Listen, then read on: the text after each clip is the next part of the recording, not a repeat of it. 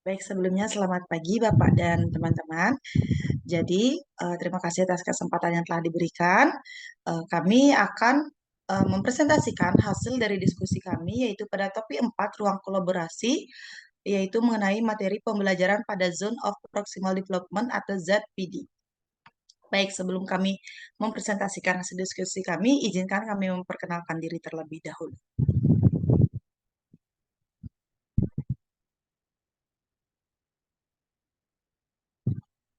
Untuk yang pertama yaitu ada saya sendiri Lila Malaksmi, dan yang kedua yaitu ada Widya Chandrayani, dan yang ketiga ada Ayu Emalasari.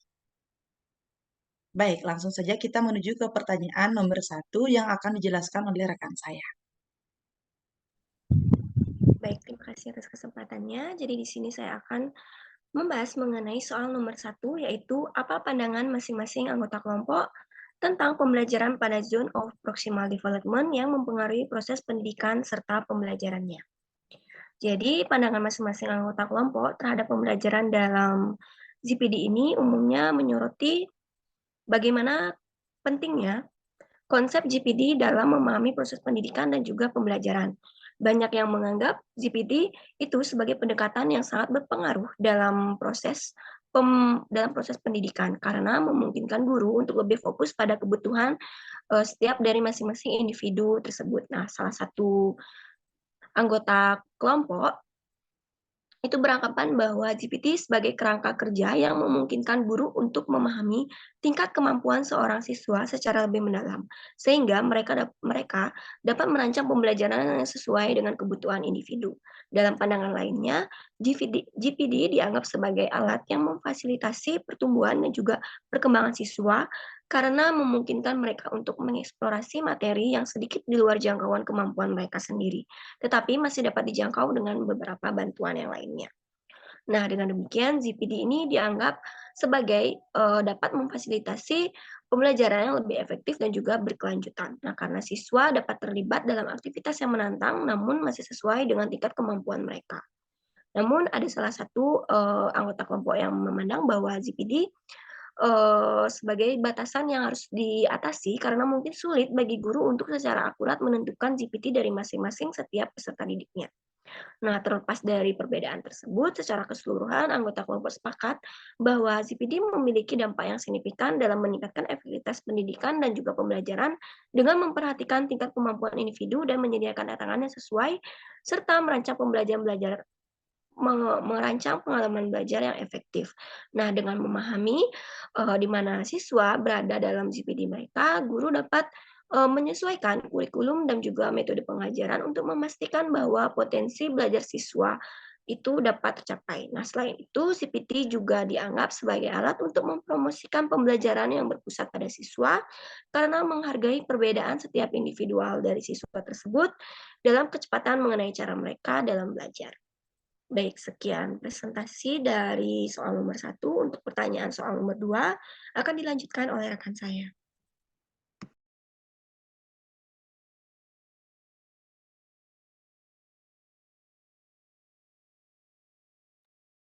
Baik, terima kasih atas kesempatannya. Jadi di sini saya akan melanjutkan pada soal nomor 2, yaitu apa pandangan masing-masing anggota kelompok tentang kesiapannya mengajar dengan memperhatikan pembelajaran pada Zone of Proximal Development atau ZPD pada peserta didik. Nah, jadi berdasarkan hasil diskusi kami, jadi kami memiliki pandangan yang sama, yaitu dengan menggunakan ZPD ini dapat membantu pembelajaran peserta didik untuk meningkatkan potensinya dan kemampuan dalam penyelesaian masalahnya, serta meningkatkan pemahaman yang ada dalam dirinya dan juga masalahnya tersebut. Nah, jadi untuk kesiapan anggota kelompok kami, nah dalam melaksanakan pembelajaran menggunakan CPD ini dapat dikatakan belum siap seutuhnya karena masih banyak terdapat hal yang harus kita pelajari. Namun tentunya sebagai seorang calon pendidik, sebagai seorang calon guru, tentunya kami harus terus belajar dan terus berusaha untuk membangun kesiapan, akan terus dibangun dan persiapan untuk memfasilitasi pembelajaran yang baik bagi peserta didik. Nah, Sebagai seorang guru, dalam mengajar menggunakan ZPD ini tentunya kami menyiapkan materi dan bimbingan yang menyesuaikan dengan tingkat pemahaman mereka dan bagaimana kemampuan mereka. Kami juga menyesuaikan dengan pendekatan pembelajaran, memberikan tantangan yang sesuai dengan tingkat keterampilan mereka saat ini. Jadi kami akan berusaha untuk menampilkan atau memberikan sesuai dengan kemampuan mereka. Em, Hal ini juga dapat menciptakan lingkungan belajar yang mendukung pertumbuhan dan perkembangan lebih lanjut, sehingga mereka dapat belajar dan berkembang sesuai dengan tingkat kemampuannya, tidak dipaksakan dan tidak juga membuat mereka kesulitan untuk menerima pembelajaran. Baik, mungkin sekian yang dapat saya sampaikan. Untuk soal selanjutnya akan dilanjutkan oleh rekan saya.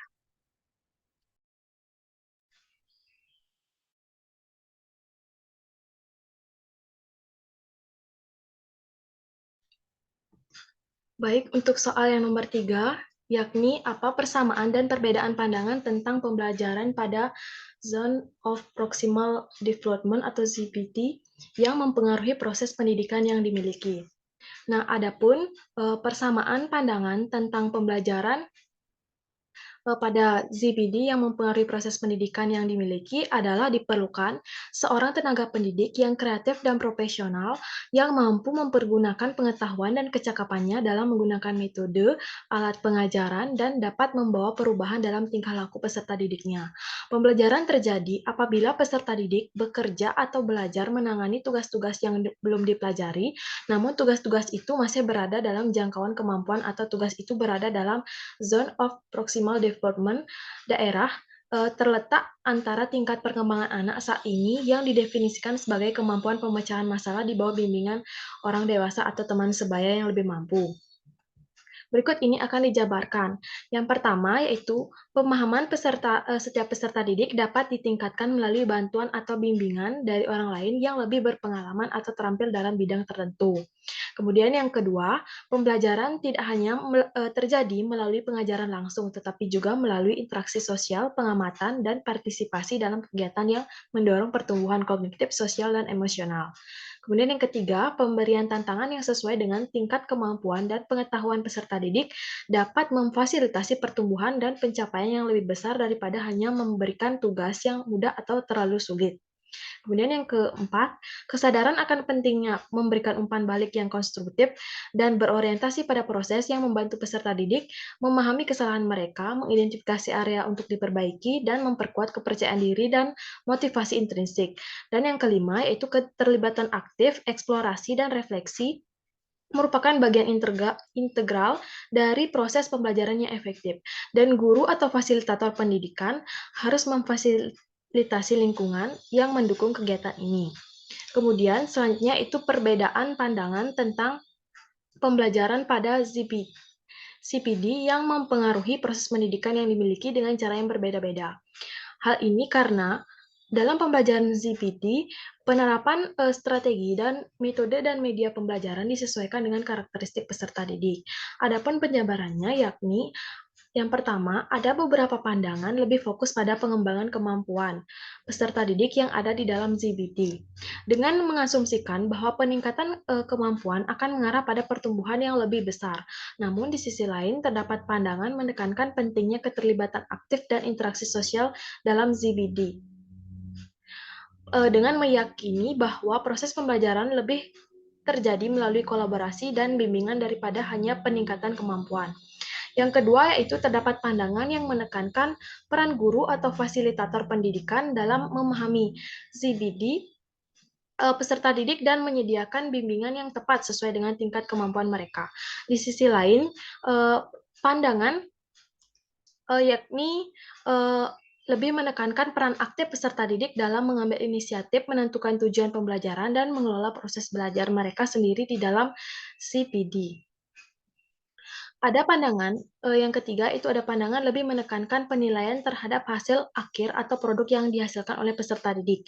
Sementara pandangan lain menekankan penilaian terhadap proses belajar seperti kemajuan, upaya, dan refleksi peserta didik dalam menghadapi tantangan di dalam CPD. Kemudian soal yang keempat yaitu apa persamaan dan perbedaan pandangan tentang mengajar dengan memperhatikan pembelajaran pada zone of proximal development yang pada peserta didik yang dimiliki. Adapun persamaannya yaitu pada peserta didik dimiliki adalah berkaitan dengan kesiapan mengajar guru dengan memperhatikan dan memetakan CPD peserta didik sehingga kegiatan pembelajaran dapat sesuai dengan kemampuan peserta didik dan tepat sasaran. Adapun penjabarannya yakni yang pertama, guru menyesuaikan kurikulum dan materi pembelajaran agar sesuai dengan tingkat kemampuan dan kebutuhan peserta didik dalam CPD. Artinya mendapatkan tantangan yang sesuai dengan tingkat kesiapan tetapi tidak terlalu sulit sehingga peserta didik merasa frustasi atau terlalu mudah sehingga tidak menantang. Yang kedua, guru memilih dan menggunakan bahan belajar yang sesuai dengan tingkat pemahaman dan keterampilan peserta didik seperti menggunakan berbagai sumber belajar termasuk teknologi digital untuk memperluas dan memberikan pengalaman belajar yang lebih beragam dan menarik. Kemudian yang ketiga itu guru memberikan bimbingan dan dukungan yang tepat kepada peserta didik sesuai dengan kebutuhan berupa penjelasan tambahan, pertanyaan pemandu, model pembelajaran, atau bantuan dalam menyelesaikan tugas. Kemudian yang keempat yaitu guru memfasilitasi kolaborasi dan interaksi antara peserta didik dalam kelompok belajar sehingga membantu peserta didik belajar satu sama lain dan mengembangkan keterampilan sosial kognitifnya. Kemudian yang kelima itu guru memberikan umpan balik yang konstruktif dan berorientasi pada proses belajar. Nah, umpan balik ini tidak hanya menyoroti kesalahan, tetapi juga memberikan panduan tentang cara memperbaikinya dan mengembangkan pemahaman yang lebih mendalam. Sedangkan pada perbedaan pandangan tentang mengajar dengan memperhatikan pembelajaran pada zone of proximal development yang pada peserta didik yang dimiliki adalah berkaitan kesiapan guru mengajar yang mungkin menjadi perbedaan seperti pemilihan model, strategi, pendekatan, dan media pembelajaran yang akan digunakan saat menerapkan pembelajaran dengan memperhatikan CPD. Nah, adapun penjabarannya, yang pertama yaitu terdapat beberapa pendekatan yang menekankan instruksi langsung dan pengajaran guru yang lebih terarah. Sementara pendekatan lain lebih mengedepankan pembelajaran berbasis proyek, penemuan, atau pengalaman langsung. Yang kedua itu terdapat perbedaan dalam pendekatan penilaian dan evaluasi terhadap kemajuan peserta didik. Beberapa pendekatan menekankan penilaian berbasis proyek, portofolio, atau penilaian formatif yang berkelanjutan. Sementara pendekatan lain menekankan pada ujian dan penilaian akhir yang mengukur penguasaan materi. Dan yang terakhir itu yang ketiga, ada perbedaan dalam pendekatan diferensiasi pembelajaran, yaitu bagaimana guru menyesuaikan pendekatan dan materi pembelajaran sesuai dengan kebutuhan dan tingkat kemampuan peserta didik. Sementara pendekatan yang berbeda memiliki strategi yang berbeda dalam mengimplementasikan diferensiasi pembelajaran. Baik, sekian presentasi dari saya, akan saya kembalikan kepada moderator.